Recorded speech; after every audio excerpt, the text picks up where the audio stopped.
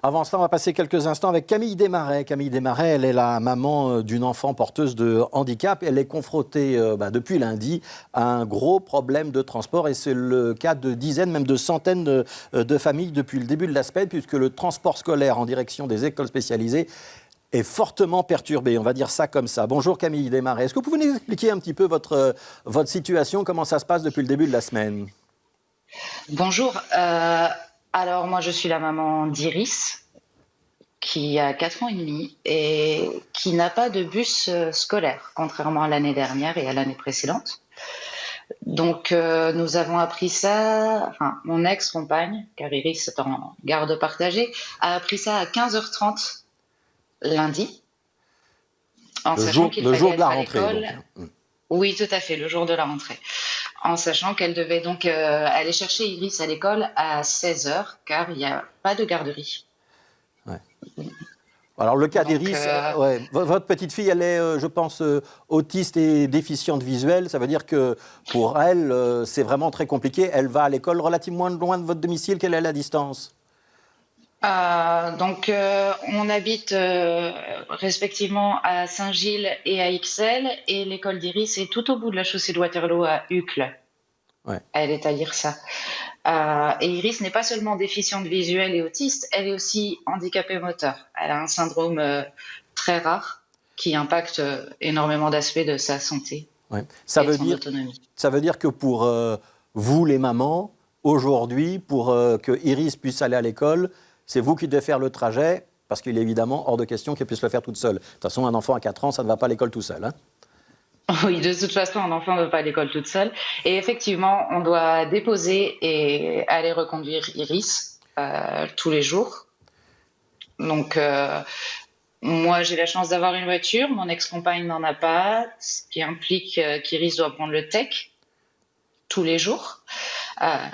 Pour une enfant déficiente visuelle, autiste, handicapée moteur, ça pose énormément de problèmes. C'est très fatigant. Les chauffeurs de bus, hélas, n'ont pas toujours la patience quand il s'agit de monter dans le bus, de descendre du bus. Sans compter que, voilà, une fois qu'on a déposé Iris à 8h, il faut faire tout le trajet en sens inverse, traverser la ville avec les embouteillages qu'on connaît à Bruxelles, essayer d'arriver à l'heure, d'être une bonne employée, demander à partir à l'avance, ne faire que 6 heures dans la journée. Bref, c'est l'horreur. On comprend que c'est donc très, très compliqué. Alors, on parle de votre cas particulier, mais on ne va pas parler que votre cas particulier, parce que ça concerne combien ? 300 enfants, 300 familles, 350 peut-être, depuis la rentrée. Il y a une pétition qui a été lancée, il y a déjà 800 signatures. Ça veut dire que vous n'êtes pas un cas isolé ? Non, nous ne sommes pas un cas isolé. C'est d'ailleurs la raison pour laquelle j'ai lancé la pétition, dans la mesure où j'estime que nous, on est quand même assez privilégiés. Il y a d'autres enfants qui sont dans des situations encore plus compliquées, qui du coup ne peuvent plus aller à l'école.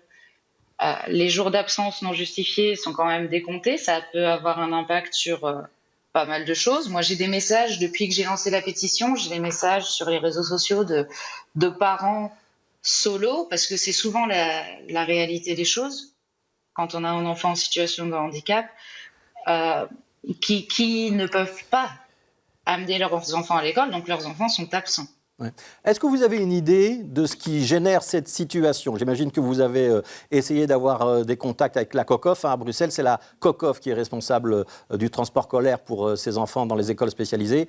C'est une situation différente, parce qu'en Wallonie et en Flandre, ce sont les TEC et de l'AI. Mais là, c'est la COCOF qui organise ce trajet-là. Est-ce qu'on vous donne une explication ? Non, alors c'est un problème de chauffeur, c'est un problème de prestataire. Mais ce que j'aimerais comprendre, surtout au-delà de ça, c'est pourquoi on a appris ça lundi à 15h30. C'est-à-dire que nous avons des vies vraiment chronométrées. Quand je dis nous, je parle de tous les parents qui ont des enfants en situation de handicap. Le quotidien est extrêmement difficile. On joue aux équilibristes perpétuellement. On ne peut pas nous dire le lundi à 15h30 que nous n'aurons pas de bus pour les 2-3 semaines à venir et ne pas nous donner de réponse. Pour être honnête, que ce soit un problème de prestataire, que ce soit un problème de budget, que ce soit un problème d'organisation, finalement, ce n'est pas mon problème. Mon problème, c'est de ne pas avoir de bus. Et je veux que ce problème soit réglé. Alors, Si on trouve des solutions d'urgence, très bien. Mais alors, c'est pas ce qu'on veut.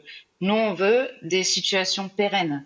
On alors, veut je, qu'il y ait un budget alloué et on veut qu'il y ait une politique qui se concentre sur ce problème, sur nos problèmes et qu'on arrête d'être invisibilisé. Alors, j'ai peut-être des bonnes nouvelles pour vous, Madame Desmarais, parce que nous, on a eu un contact avec la COCOF cet après-midi. Ils ne minimisent pas le problème du tout, hein. Ils reconnaissent qu'il y a 21 écoles impactées sur les 65 écoles spécialisées en région bruxelloise. Et ils expliquent qu'effectivement, ils ont eu un problème. Il y a 220 circuits organisés. Il y a 44 circuits où il fallait renouveler l'appel d'offres. Et malheureusement, sur les 44 appels à candidature, il n'y a que 11 offres qui sont arrivées. C'est-à-dire qu'il y a une trentaine de circuits qui ne peuvent pas être opérés maintenant. D'abord, il y a un numéro de téléphone qu'on va donner et qui est pour tous les parents concernés et qu'ils peuvent appeler. C'est le 02 526 72 72 pour prendre contact donc avec la COCOF et essayer de trouver des solutions. Je vous donne quelques pistes de solutions telles qu'elles m'ont été rapportées par une responsable de la COCOF tout à l'heure. D'abord, il y a une trentaine d'accompagnateurs qui vont être réaffectés pour essayer d'accompagner les élèves très rapidement, y compris pour des voyages par les transports en commun ou des voyages par les voitures. La COCOF va aussi se prendre langue avec des sociétés de taxis pour essayer de trouver des taxis. Et la COCOF propose, avec les parents qui sont volontaires, d'organiser des systèmes de carpooling avec l'assurance qui serait prise en charge par la COCOF et éventuellement un défraiement des parents. Donc il y a toutes ces pistes-là qui sont sur la table. Et puis la recherche structurelle de chauffeurs et de compagnies de transport qui accepteraient de rentrer dans ce service. Est-ce que ce sont des pistes qui vous semblent peut-être pas tout à fait satisfaisantes, mais en tout cas encourageantes? Non. Alors pourquoi non? Alors, pour vous répondre, parce que nos enfants ont besoin d'équilibre, ont besoin de stabilité, ont besoin que ce soit la même chose tous les jours. Donc, par exemple, on parle d'accompagnateur. Iris, on ne peut pas la mettre dans les bras de quelqu'un et dire aujourd'hui, tu ne connais pas cette personne, tu vas partir avec cette personne à l'école. C'est pas possible. Faire du carpooling, c'est pas possible. En tout cas, je ne prendrai pas la responsabilité de transporter d'autres enfants en situation de handicap. C'est une énorme responsabilité et ce n'est pas mon rôle. Comme je le disais, ce qu'on veut, ce sont des solutions pérennes.